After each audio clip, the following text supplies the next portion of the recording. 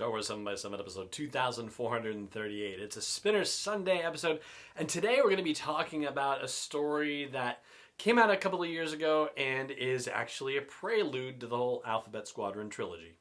Punch it.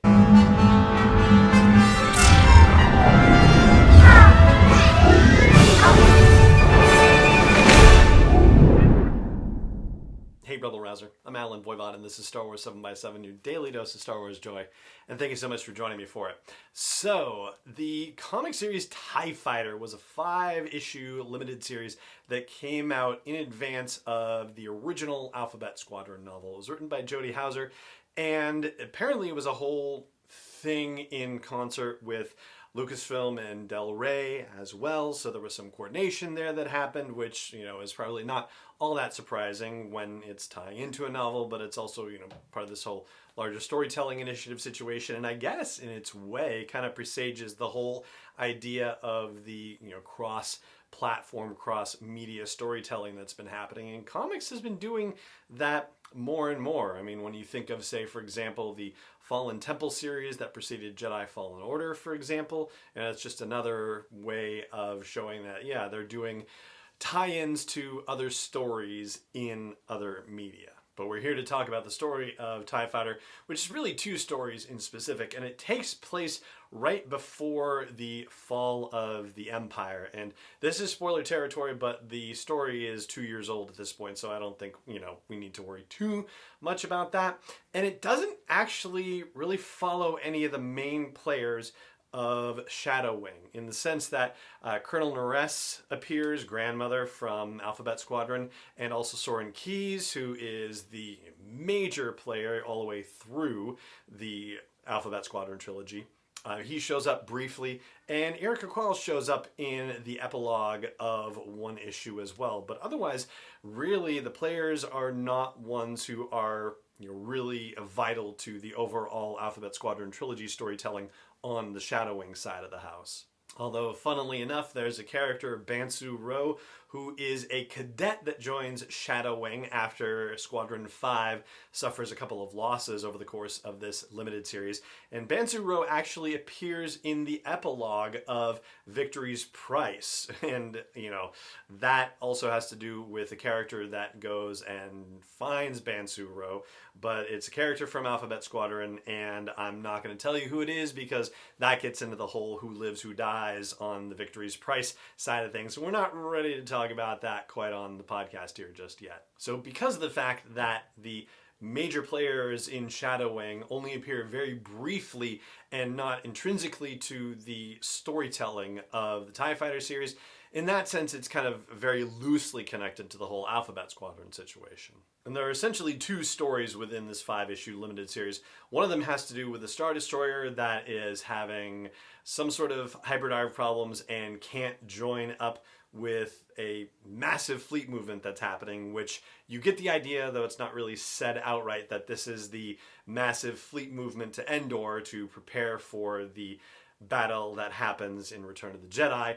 And Colonel Neress talks about how, if everything goes according to plan, that the rebellion will be over in a few days. So you know that it's right at the end of that situation. And so it turns out that an admiral has, for all intents and purposes, defected from the Empire, but, not necessarily joined the rebels, although he is apparently trying to sell at least the Star Destroyer and the mining facility that he has taken over to the rebels, and that doesn't go over so well. Shadow Wing is able to recapture the Star Destroyer, the Celerity, and get the troopers underneath this rogue admiral to basically rebel against the defecting admiral and go back to being Imperial loyalists. And so they're able to get the Star Destroyer out of the system before the rebels are able to either A, buy it, or B, destroy it, or C, capture it, however that would have gone down. But in the course of this, as I sort of mentioned or at least alluded to earlier,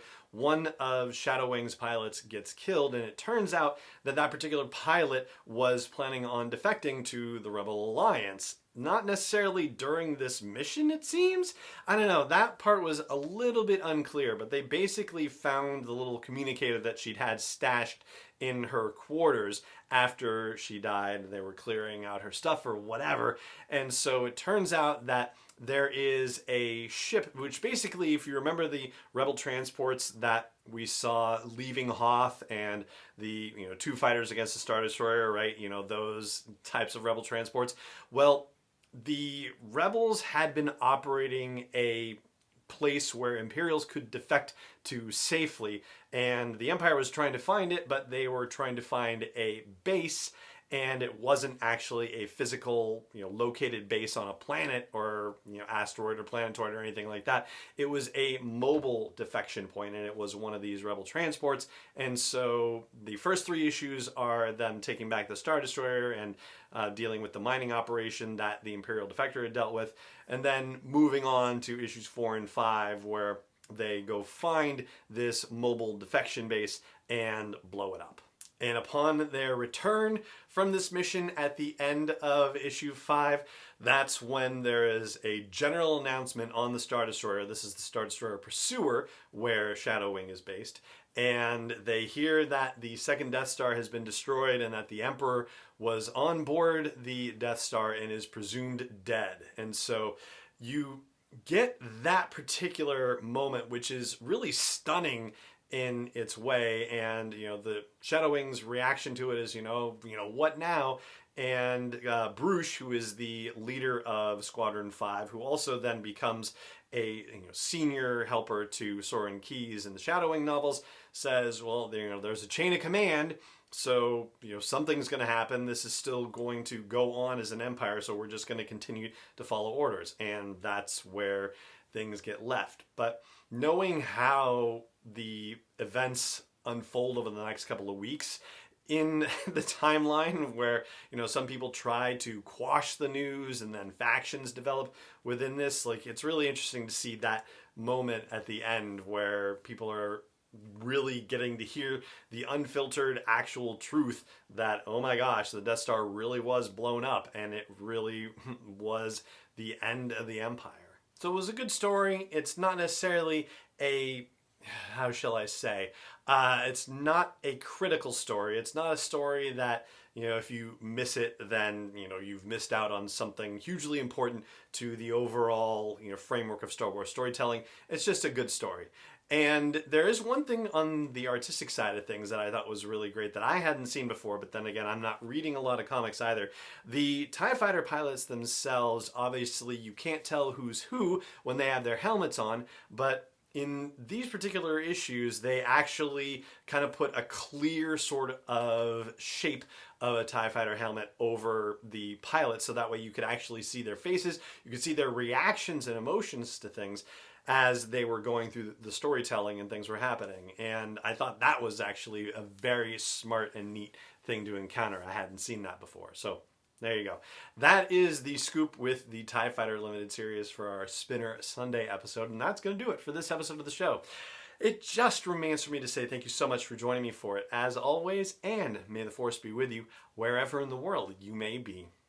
7x7 is not endorsed or sponsored yet by Lucasfilm Limited, Disney, or 20th Century Fox, and is intended for entertainment and information purposes only. Star Wars, the Star Wars logo, all names and pictures of Star Wars characters, vehicles, and any other Star Wars related items are registered trademarks and/or copyrights of Lucasfilm Limited, or their respective trademark and copyright holders. May the Force be with them. All original content is copyright 2021 by Star Wars 7x7. We hope you love it.